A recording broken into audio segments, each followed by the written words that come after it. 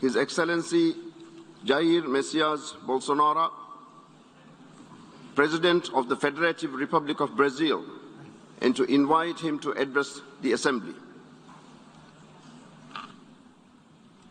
Ok. Bom dia a todos. Senhor Presidente da Assembleia Geral, Abdullah Shahid, Senhor Secretário-Geral das Nações Unidas, Antônio Guterres, senhores chefes de Estado e de Governo e demais chefes de delegação, senhoras e senhores, é uma honra abrir novamente a Assembleia Geral das Nações Unidas. Venho aqui mostrar o Brasil diferente daquilo publicado em jornais ou visto em televisões. O Brasil mudou e muito depois que assumimos o governo em janeiro de 2019. Estamos há 2 anos e 8 meses sem qualquer caso concreto de corrupção. O Brasil tem um presidente que acredita em Deus, respeita a Constituição, valoriza a família e deve lealdade ao seu povo. Isso é muito. É uma sólida base se levarmos em conta que estávamos à beira do socialismo.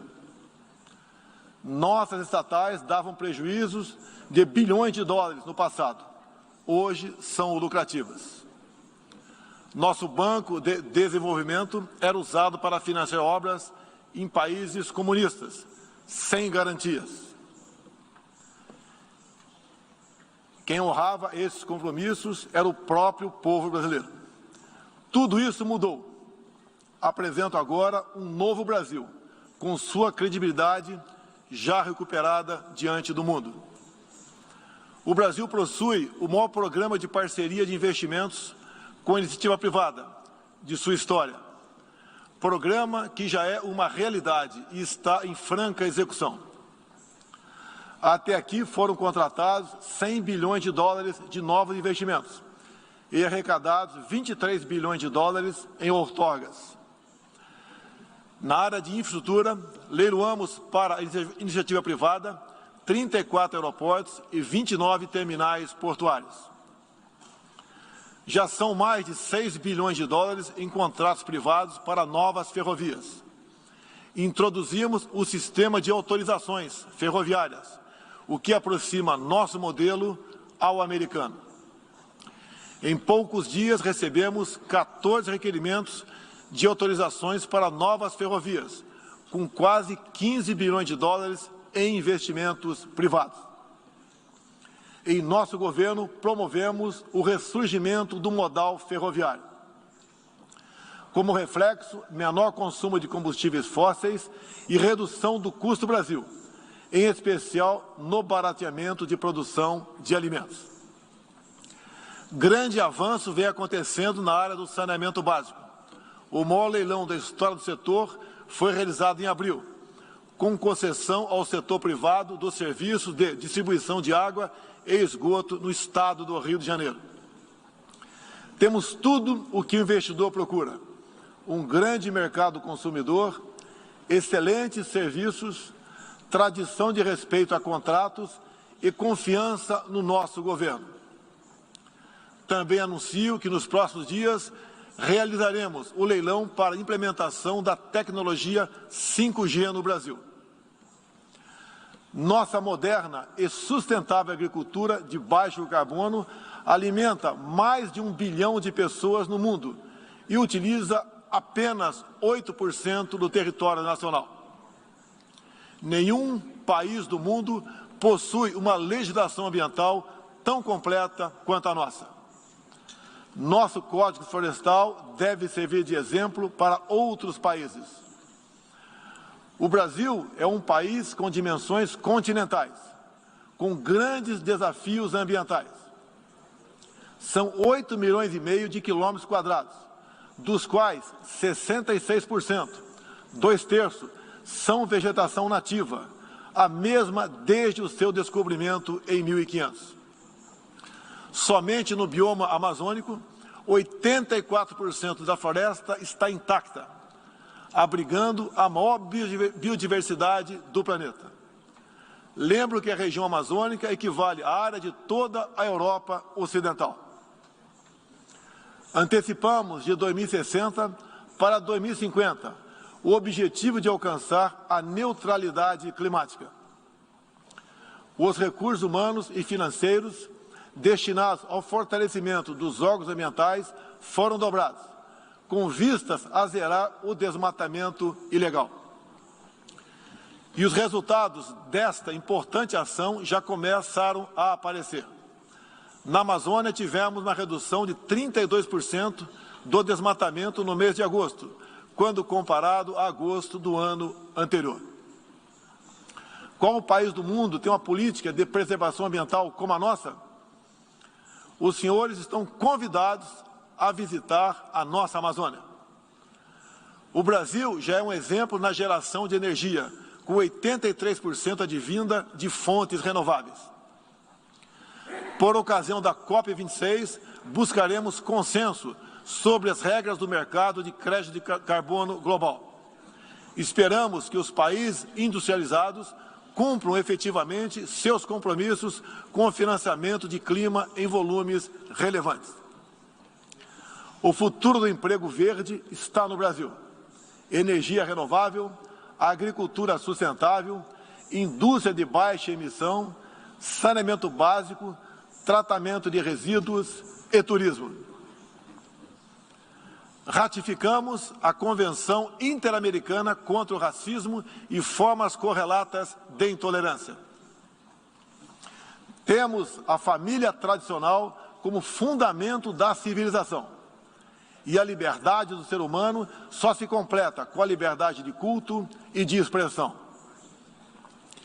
14% do território nacional, ou seja, mais de 110 milhões de hectares, uma área equivalente à Alemanha e França juntas, é destinada às reservas indígenas.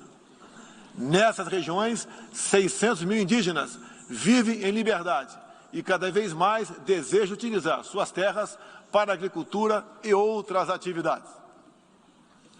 O Brasil sempre participou em missões de paz da ONU, de Suez até o Congo, passando pelo Haiti e Líbano.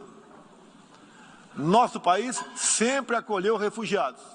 Em nossa fronteira com a vizinha Venezuela, a operação acolhida do governo federal já recebeu 400 mil venezuelanos deslocados devido à crise político-econômica gerada pela ditadura bolivariana. O futuro do Afeganistão também nos causa profunda apreensão. Concederemos visto humanitário para cristãos, mulheres, crianças e juízes afegãos. Nesses 20 anos dos atentados contra os Estados Unidos da América, em 11 de setembro de 2001, reitero nosso repúdio ao terrorismo em todas as suas formas. Em 2022, voltaremos a ocupar uma cadeira no Conselho de Segurança da ONU. Agradeço aos 181 países, em um universo de 190, que confiaram no Brasil. Reflexo de uma política externa séria e responsável, promovida pelo nosso Ministério das Relações Exteriores. Apoiamos uma reforma do Conselho de Segurança da ONU, onde buscamos um assento permanente. A pandemia pegou a todos de surpresa em 2020. Lamentamos todas as mortes ocorridas no Brasil e no mundo. Sempre defendi combater o vírus e o desemprego de forma simultânea e com a mesma responsabilidade. As medidas de isolamento e lockdown deixaram um legado de inflação, em especial nos gêneros alimentícios no mundo todo. No Brasil, para atender aqueles mais humildes, obrigados a ficar em casa por decisão de governadores e prefeitos e que perderam sua renda, concedemos um auxílio emergencial de $800 para 68 milhões de pessoas em 2020.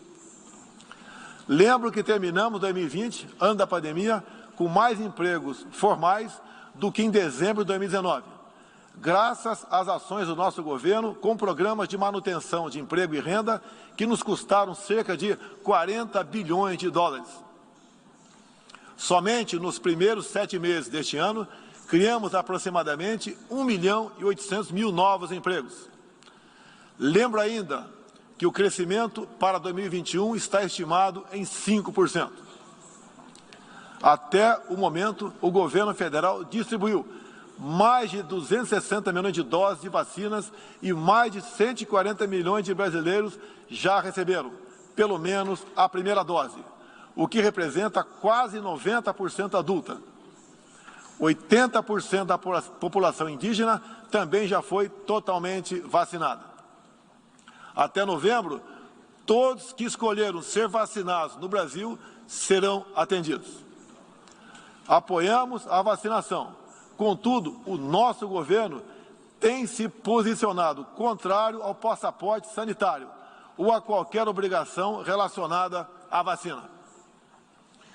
Desde o início da pandemia, apoiamos a autonomia do médico na busca do tratamento precoce, seguindo recomendação do nosso Conselho Federal de Medicina.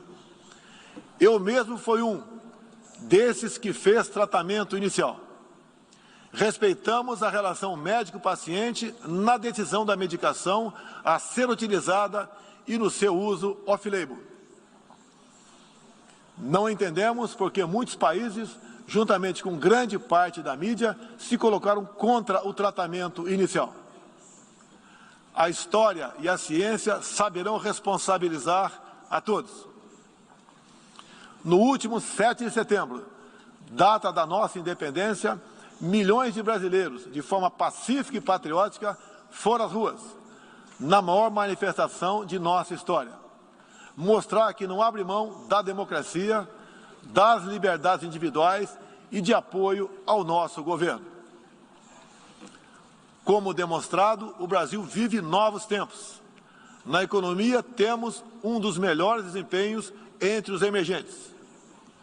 Meu governo recuperou a credibilidade externa e hoje se apresenta como um dos melhores destinos para investimentos. É aqui, nesta Assembleia Geral, que vislumbramos um mundo de mais liberdade, democracia, prosperidade e paz. Que Deus abençoe a todos.